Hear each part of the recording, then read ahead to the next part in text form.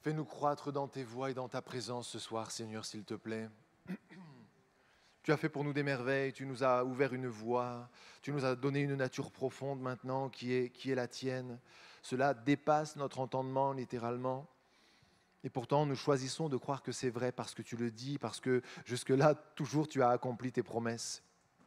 Aide-nous à comprendre ce que tu as commencé en nous le jour où nous avons crié à toi, le jour de notre conversion. Aide-nous à comprendre l'objectif que tu visais, les lieux élevés sur lesquels tu voulais nous mener, dans la victoire, dans la maturité, dans la domination spirituelle, sans orgueil aucun, Seigneur, mais avec la compréhension d'un projet que tu as formé en ton cœur pour chacun de nous. Fais grandir ton Église, fais grandir tes enfants. Le petit agneau, Seigneur, qui découvre simplement les réalités, comme ceux qui peuvent être peut-être exposés au danger d'un précipice ou de quoi que ce soit. Bénis et garde ton Église. Fortifie-la, qu'elle devienne toujours plus comme toi, qu'elle te glorifie, qu'elle te représente toujours plus fidèlement, toujours plus dignement dans ce monde. Merci d'être avec nous, Seigneur, et de nous faire triompher de nos ennemis. Nous n'avons pas à lutter contre la chair et le sang. Nous ne perdons ni notre temps ni nos forces dans ces combats-là, mais nous voulons considérer ce que les yeux ne voient pas et orienter convenablement nos efforts et notre ardeur. Merci, Dieu vivant, ce soir de dispenser, de répandre des grâces, de donner généreusement au milieu de nous, autour de nous, dans nos familles, dans l'ensemble de l'Église, toutes les faveurs que nous ne pouvons recevoir que de toi. Seigneur, nous dépendons de toi et c'est agréable pour nous de savoir que nous dépendons d'un Dieu bon, plein de grâce. Merci, Père, dans le nom de Jésus. Amen. Amen. Nous allons ouvrir la Bible ensemble quelques instants. Qu'est-ce que c'est bon les rendez-vous du mardi soir? C'est vrai? Vous le pensez? Quelques-uns? Qui le pense? Ouais. Bah oui, on n'est pas venu là. Personne ne nous a forcé à venir, hein? Et on voulait être là. C'est bon, ce sont de bons moments. Et notre regret, c'est que le voisin de gauche, il est là, mais le voisin de droite, il n'est pas là. Et si, puisque nous sommes appelés, oh, c'est de l'un côté ou de l'autre, ou derrière ou devant, peu importe.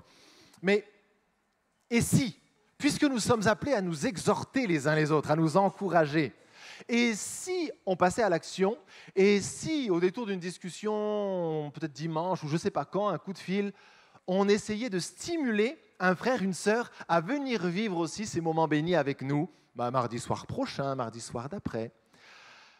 Et si on s'exhortait aux bonnes œuvres, aux bonnes choses, à ce qui édifie, à ce qui nous fait avancer. Allez, je vous laisse ça. Je laisse ça sur votre pensée, parce que c'est important.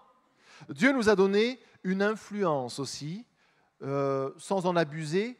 Nous voulons être fidèles dans l'influence que nous avons. Et lorsque le Seigneur dit « exhortez-vous les uns les autres », il nous encourage à utiliser l'influence que nous avons sur nos proches, nos frères, nos sœurs, nos cercles relationnels, dans le bon sens, dans le sens de l'édification.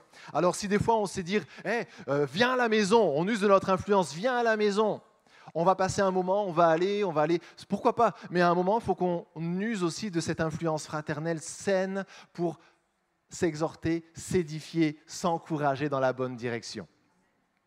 Ce soir, avec vous tous, nos frères et sœurs qui vivez ces moments indirectement avec nous par le biais d'Internet, ce soir, je voudrais considérer avec vous la mentalité de Jésus-Christ. À un moment, on ne peut pas comprendre ce que Jésus fait si on ne comprend pas pourquoi il le fait. Et ça se passe dans la mentalité qui l'habite, l'état d'esprit. Alors mentalité, vous comprenez, vous pouvez utiliser d'autres mots si vous le souhaitez, une mentalité complètement imprégnée de la parole de Dieu, de la compréhension, de la connaissance de Dieu, de la recherche de la volonté de Dieu. Et c'est parce qu'il y a une mentalité forgée par toutes ces choses qu'il y a des actions qui viennent, qu'il y a des positions qui sont prises. Pourquoi Jésus réagit-il dans telle ou telle circonstance de telle ou telle manière? Parce qu'il y a une mentalité, un système de pensée, lui-même sous-tendu par la connaissance de la vérité, la connaissance de Dieu, la connaissance des projets de l'adversaire aussi, la connaissance du cœur humain,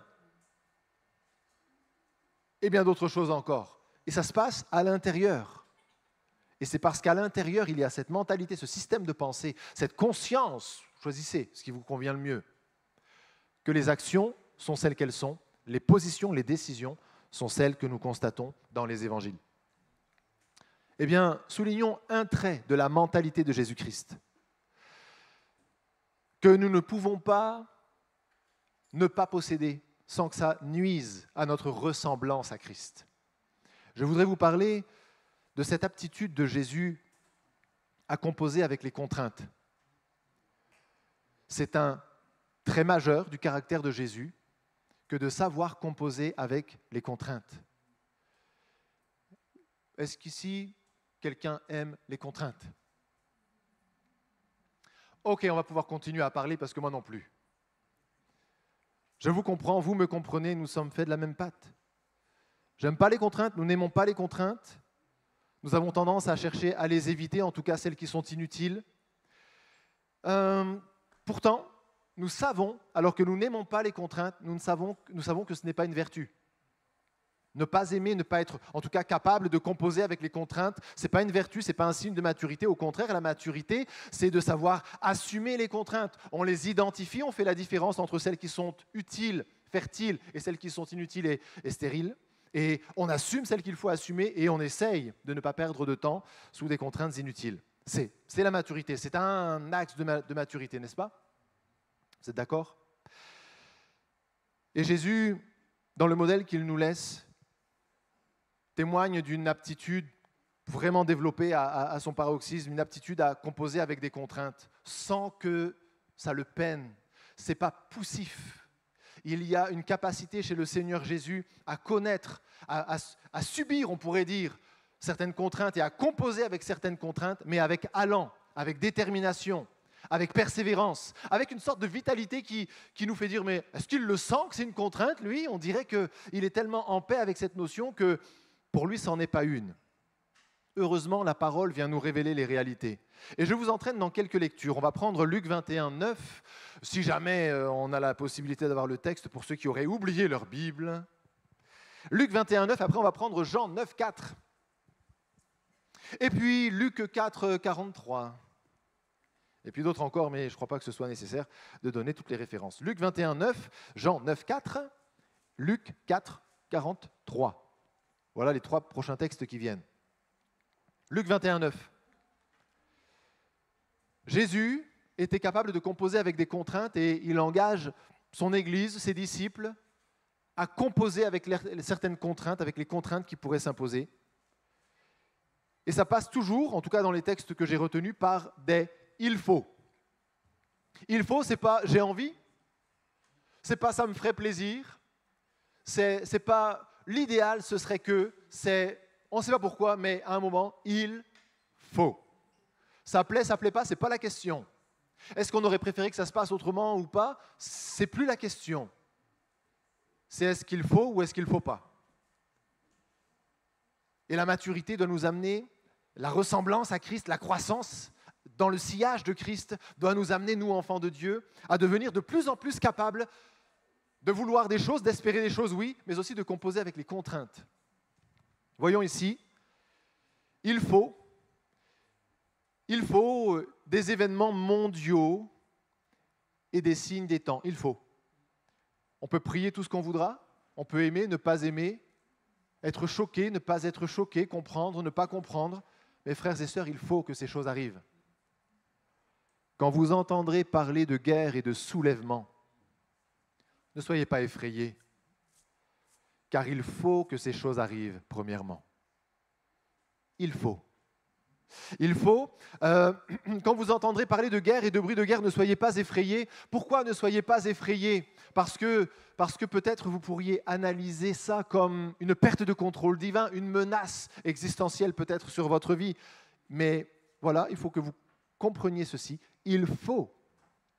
Il est nécessaire. On ne passera pas à l'étape suivante sans que ces choses-là soient arrivées. Il faut donc les traverser. Et votre Père qui sait de quoi vous êtes fait, de quoi vous avez besoin, sera fidèle. Mais il faut. Il faut. On arrête de se battre alors contre les moulins à vent. On arrête de se battre contre des choses qui doivent arriver. On fait la paix avec des « il faut » parce qu'il faut. Et puisque les circonstances ne peuvent pas changer parce qu'il faut qu'elles arrivent, il faut que peut-être de mon côté maintenant, je laisse le Seigneur me façonner, me préparer, me rendre fort, me libérer de certaines choses de manière à ce que je puisse être prêt à faire face à ces choses parce qu'il faut qu'elles arrivent. Il faut. Jean 9,4 nous fait comprendre qu'il faut, pour des raisons de contraintes extérieures parfois, il faut. Il faut que je fasse, dit Jésus, pendant qu'il fait jour, les œuvres de celui qui m'a envoyé, car la nuit vient où personne ne peut travailler. Il va y avoir un changement de contexte. Et parce que le contexte va changer, mais qu'il est encore favorable maintenant, il faut. Je n'ai pas choisi, je n'ai pas décidé. Les circonstances font que maintenant, il faut faire ça. Demain, peut-être qu'on pourra faire ça. Mais aujourd'hui, maintenant, on a une fenêtre. Et il faut. Il faut par vocation. Luc 4, 43. Jésus parle à ses disciples, il leur dit « Il faut aussi que j'annonce aux autres villes la bonne nouvelle du royaume de Dieu, car c'est pour cela que j'ai été envoyé. » Nous sommes tous récepteurs d'une vocation. Vous avez été appelés à des choses, moi aussi. Et ce à quoi nous avons été appelés, puisque tout cela a été pensé par le même architecte divin qui a tous les plans, tous les projets, qui fait en sorte que toutes les pierres vivantes soient faites pour composer ensemble une œuvre d'art magnifique, la maison de Dieu, l'œuvre de Dieu. Il faut ensemble que nous nous complétions. Nous avons aussi reçu une vocation. Et la vocation, certains voudraient nous faire croire que nous sommes appelés, c'est pas compliqué, il suffit de voir ce que tu aimes faire. Jésus ne dit pas « je vais faire ce que j'aime ». Il dit, j'ai été appelé à quelque chose et parce que j'ai été appelé à quelque chose, je suis entré dans une dimension qui me fait accepter les contraintes et il faut que j'aille dans certaines villes. Oui, on est bien. Vous reprenez un peu le contexte de Luc 4. Oui, on est bien. On est dans la famille des disciples, on est dans un endroit où ça marche super bien. Mais il faut.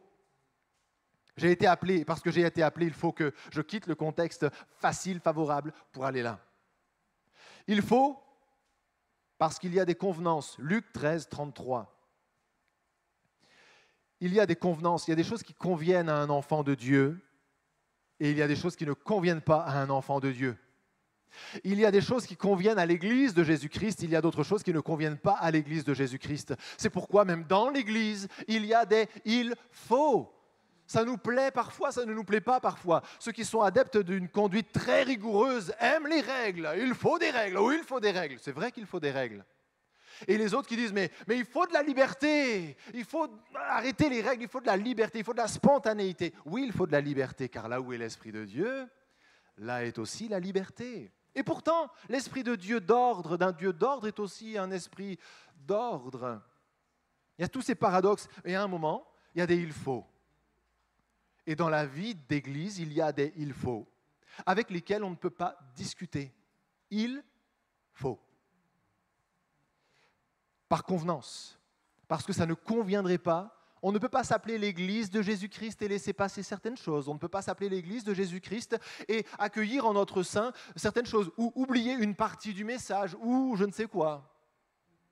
Avoir des attitudes entre nous qui seraient tout à fait inconvenantes. On ne peut pas, ça ne convient pas, parce que nous sommes l'Église de Jésus-Christ et nous portons son nom devant le monde extérieur.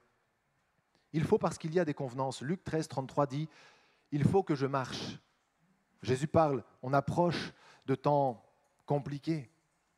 Il faut que je marche aujourd'hui, demain et le jour suivant, car il ne convient pas qu'un prophète périsse hors de Jérusalem. Waouh! Il faut le dire, il faut pouvoir le dire. Il faut que je marche parce que je sais que je vais mourir, mais il ne faut pas, pour correspondre à la pensée, au projet de Dieu, à la noblesse de Dieu, il ne faut pas, il ne convient pas qu'un prophète périsse hors de Jérusalem. Il y a des convenances. Et Jésus s'est soumis à des convenances et il en a fait pour lui-même des « il faut ».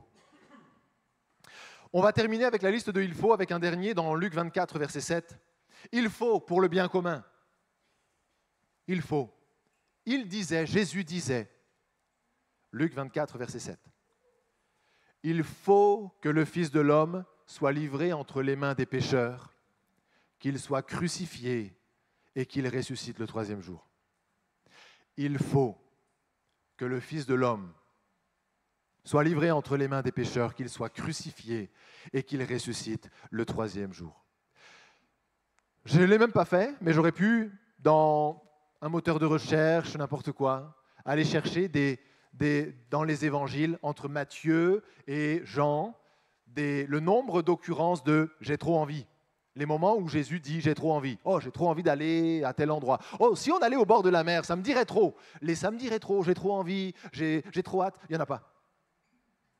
La vie de Jésus n'était pas conduite par ses envies, ni par ses préférences. Il n'y a pas de consultation. Vous préférez quoi? Ça ne veut pas dire qu'il ne doit pas y en avoir. Ça ne veut pas dire qu'il n'y a pas de souplesse dans la vie chrétienne, dans la vie d'église, bien sûr. Mais il y a une conscience des nécessités dans le cœur de Jésus qui l'amène à survoler avec une hauteur respectable tous les petits choix, toutes les petites préférences qui auraient pu l'amener à avoir à peu près le même type de trajectoire que la trajectoire d'une poule dans un poulailler. Vous avez déjà vu une poule? Vous pouvez la regarder. Moi, j'aime le monde de la ferme, tout ça, je trouve ça magnifique, le monde animal. Mais alors, vous pouvez regarder une poule aussi longtemps que vous voudrez. Je vous dis que vous ne saurez jamais prédire dans quelle direction ou où va aller la poule dans 4 secondes. Elle ne le sait même pas elle-même. Elle est là, la poule, et elle ne sait pas pourquoi elle va à un endroit. Elle dit, tiens, je suis là, où je vais maintenant? Et la trajectoire d'une poule, si vous lui mettez un petit émetteur GPS, la poule, vous lui mettez ça autour du cou, et le soir, vous regardez les cheminements d'une poule dans son poulailler ou n'importe où ailleurs, ça n'a aucun sens. Ça n'a aucun sens. C'est du délire du matin jusqu'au soir. C'est comme ça. Et à un moment, quand on dit « moi, je ne veux pas de il faut, je ne veux pas de contraintes, je suis conduit par l'Esprit ». Ah oui, et celui qui est conduit par l'Esprit, tu ne sais pas d'où il vient ni où il va. Oui, sauf que si tu es conduit par l'Esprit, une fois que tu as fait le chemin que tu ne comprenais pas à l'instant T, il y a une cohérence. Ça construit quelque chose, parce que Dieu ne fait pas n'importe quoi. Il a dit « je bâtirai mon Église ». Il bâtit des choses, il construit des choses, notre Seigneur. Alors si à force d'être conduit par l'Esprit, notre trajectoire, notre enregistrement, l'enregistrement GPS de nos positions sur une journée, une année ou une vie ressemble à une trajectoire de poule, pardon, ce n'est pas l'Esprit qui vous conduit. Pas possible. Parce que de sa hauteur, Dieu sait exactement ce qu'il fait. Il a un projet cohérent pour nous, afin de nous donner un avenir, de l'espérance, mais aussi de révéler la sagesse infiniment variée de Dieu à cette humanité qui en a tellement besoin. Et cette sagesse infiniment variée doit être manifestée par l'Église et par la trajectoire de nos vies. Il faut pour le bien commun, il faut que le Fils de l'homme soit livré entre les mains des pécheurs, parce que si ça ne se passe pas, personne ne pourra être sauvé. Si personne n'est sauvé, jamais d'Église, jamais l'aboutissement du projet initial de Dieu, qui est extraordinaire, on n'y touche même pas ce soir. Mais il faut impérativement que le Fils de l'homme soit livré entre les mains des pécheurs, qu'il soit crucifié et qu'il ressuscite. Il le faut, c'est comme ça. C'est dans la même période que Jésus va dire, vous savez, la prière. Toutes choses te sont possibles, Seigneur, s'il était possible que cette coupe s'éloigne de moi sans que je la boive, si c'était possible pour moi d'échapper à ce il faut. On sent bien que ce n'est pas un il faut choisi. Oui, tu dis qu'il faut, mais ça te fait plaisir au fond. C'est pas souhaité, c'est pas désiré, même par le Seigneur Jésus, en tout cas dans sa chair. Mais la nécessité s'impose. Il faut. Jésus ne perdait pas de temps à lutter contre ce qui devait arriver. Oh, est-ce que nous ne luttons pas parfois contre ce qui de toute façon doit arriver? Est-ce que nous ne prions pas parfois des heures pour que quelque chose n'arrive pas? Il faut tout remettre entre les mains du Seigneur, mais pas lutter contre tout. Nous luttons, Jésus ne luttait pas pour que des choses n'arrivent pas. Il composait avec les choses qui devaient arriver et s'occupait beaucoup de faire en sorte qu'il soit capable de rester dans le « il faut » de Dieu. Et lorsque le temps de la crucifixion est arrivé et qu'il était difficile, Marc 14, 36, qu'il était difficile pour Jésus de voir venir ce moment-là, alors qu'il fallait, mais que tout en lui n'adhérait pas à ce nouveau « il faut », Jésus est allé livrer un combat contre lui-même à Gethsémanée. Et c'est de son front que la sueur est tombée comme des grumeaux de sang à un moment. C'est contre lui, contre cette partie de lui qui ne voulait pas souffrir. Ben oui, il a paru comme un vrai homme, dit la parole. Il n'y a pas de vrai homme qui aime mourir sur une croix. Et il avait appris à lutter non pas contre les circonstances, non pas contre les hommes autour de lui, mais contre lui-même, contre ceux qui en lui ne voulaient pas se soumettre au « il faut », à la contrainte. Il disait, là, à Gethsémane, éloigné à un jet de pierre des autres disciples, qui s'endormaient si facilement, ne comprenant pas la teneur du combat qui avait lieu là dans l'Esprit du Seigneur. Il disait, il faut que le Fils de l'homme, Abba Père, toutes choses te sont possibles. Éloigne de moi cette coupe. Toutefois, non pas ce que je veux, mais ce que tu veux. Il se passe quoi dans toutefois, non pas ce que je veux, mais ce que tu veux? Il se passe quelque chose, c'est que Jésus-Christ, le Fils de Dieu, le parfait Fils unique de Dieu, notre modèle à tous, fait de la volonté de Dieu le il faut de sa vie. Je ne le veux pas, Seigneur. Mais si tu m'aides à fléchir le genou devant toi, ton je veux à toi va devenir mon il faut. Et on va y arriver. Je vais la donner, ma vie, sur la croix. Aide-moi, non pas ce que je veux, mais ce que tu veux. Et pour que ce que tu veux s'accomplisse, je renonce à mon je veux pour adopter le il faut de Dieu.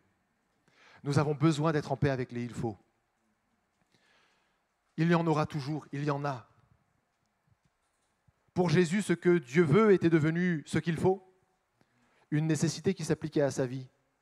Et nous devons considérer ce soir qu'il existe aussi pour chacun de nous une volonté de Dieu, qui, à un moment, dans notre maturité, doit devenir un il faut. Jésus parle à Pierre. Vous l'entendez encore, l'écho de sa voix, qui lui dit, Pierre, je te le dis en vérité, quand tu étais jeune, tu te saignais toi-même et tu allais où tu voulais. Mais quand tu seras vieux, quand tu auras pris de la maturité, quand tu auras compris certaines choses, tu étendras les mains. Un autre te ceindra et te conduira là où aujourd'hui tu ne voudrais pas aller. Ça veut dire quoi, Pierre? Quand tu vas prendre de la maturité, tu seras capable d'aller avec joie à un endroit où tu ne veux pas aller. Tu seras capable d'entrer dans le il faut de Dieu avec joie, avec confiance, parce que tu auras appris que tes je veux sont trompeurs, mais que les il faut de Dieu, même s'ils sont difficiles à assumer à court terme, sont productifs d'une vie, d'une vitalité, d'une fertilité, d'un fruit que tu ne sais pas produire avec tes je veux. Vous m'avez suivi dans ce dernier morceau de raisonnement? Tu vas le comprendre, Pierre, en grandissant. Tu vas le comprendre, enfant de Dieu qui grandit dans un monde qui fait tout pour s'exempter de toute contrainte. Ça ne marche pas. La vie est faite de plein de contraintes, même si on essaye d'y échapper depuis longtemps. Et à chaque fois qu'on crée une nouvelle opportunité, on crée un nouveau besoin.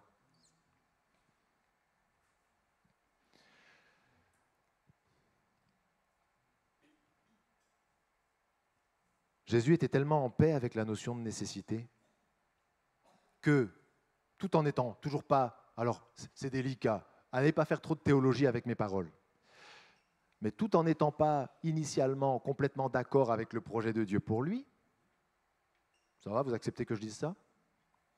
Certains, projet de Dieu pour lui, Jésus avait bien sûr vaincu toutes ses résistances pour faire parfaitement la volonté de Dieu, et non seulement il était capable d'accomplir les il faut, de tenir compte des il faut, de subir les contraintes associées à la vocation, à l'environnement, aux convenances et aux autres choses que nous avons évoquées, mais en plus, non seulement il le faisait, mais ça le nourrissait. Jean 4, 34. Jean 4, 34. Après, dernier texte, on prend Matthieu 11, 29. Ici, c'est Jean 4, 34, puis Matthieu 11, 29. Jésus parle à ses disciples. Ses disciples qui reviennent en disant, visiblement, d'après ce qu'on a compris, vous n'avez pas compris, mais enfin bon, on dirait qu'il a trouvé à manger. Et Jésus leur répond à ses disciples, il leur dit, ma nourriture est de faire la volonté de celui qui m'a envoyé et d'accomplir son œuvre. Est-ce que c'est possible que nous aussi, on arrive là? C'est Jean 4, 34?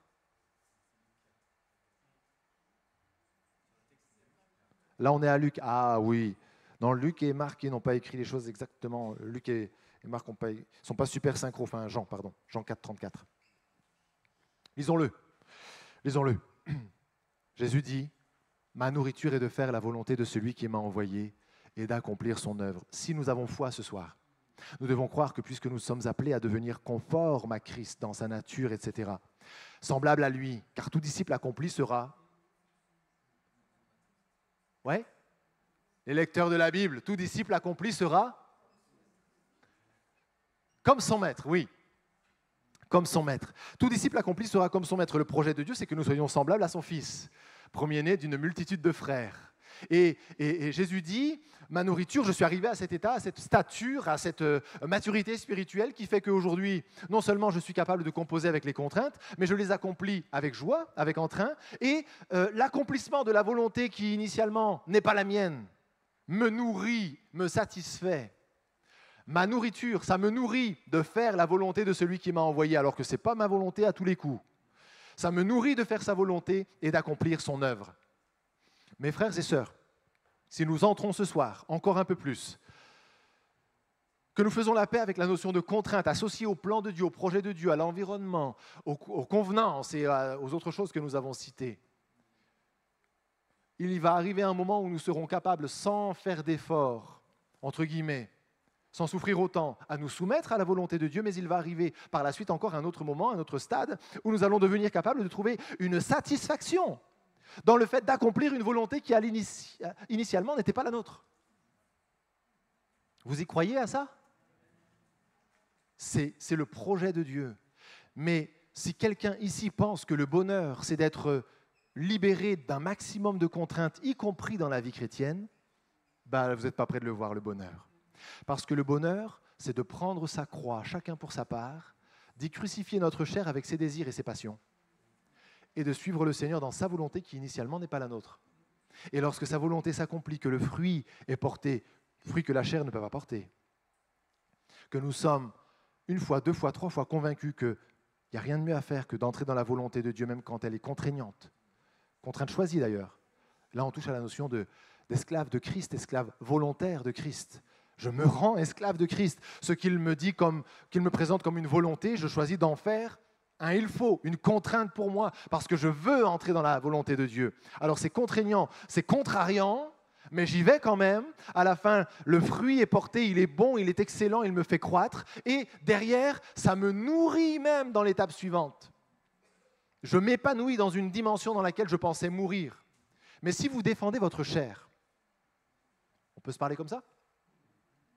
Si vous défendez votre chair en la soulageant au maximum de toute contrainte, y compris celles qui sont associées à la volonté de Dieu, la chair, elle porte qu'un fruit. Hein. Celui qui sème pour la chair moissonnera de la chair. Les lecteurs de la Bible. Celui qui sème pour la chair moissonnera de la chair. La corruption. On ne parle plus comme ça, à part pour la corruption d'un policier, par exemple. Il ne peut être corrompu que ce qui est bon. On parlerait aujourd'hui de pourriture, pour être bien clair. Si quelqu'un sème pour la chair, il moissonnera de la chair la pourriture. Vous avez rêvé d'une chose belle, mais vous l'avez en pourri, clairement. Décomposé, putride. C'est ça que ça donne, la chair. Et à chaque fois que nous essayons de vivre une vie, même avec Dieu, dont le principe fondateur est l'exemption de la contrainte, on va de déception en déception. La chair grandit parce qu'elle est cajolée et nourrie. L'esprit n'arrive jamais à prendre le dessus sur la chair. Et nous sommes végétants de saison en saison, d'année en année. Et ça peut durer une vie entière. Faut-il, mon âme, que tu continues à essayer de te dispenser de toute contrainte? Ou faut-il, mon âme, que tu prennes une décision en faveur de l'esprit et donc contre la chair? Que tu crucifies ses passions et ses désirs de la chair, une bonne fois pour toutes, n'ayez pas soin de la chair pour en satisfaire les désirs. Ne vous laissez pas prendre au piège, comme si la chair allait vous rendre quelque chose une fois que vous l'aurez satisfaite. Elle n'engendre que corruption. Mais crucifiez la chair et vivez par l'esprit. Je ne sais pas si vous avez tendance naturellement à fonctionner par principe. Il y a des personnalités qui sont orientées principe. Et les il faut, ça leur plaît, c'est leur créneau, ça. Il y a des tempéraments qui sont beaucoup plus dans la spontanéité, dans le relationnel, dans la personne, le rapport à l'individu, le rapport à l'autre. Des personnalités qui fonctionnent par projet. Il y a quelque chose à faire, un but à atteindre, et ça va vous parler, ça. D'autres sont là par vision, d'autres par compassion. Il y a toutes sortes de carburants au gré des personnalités et tout cela.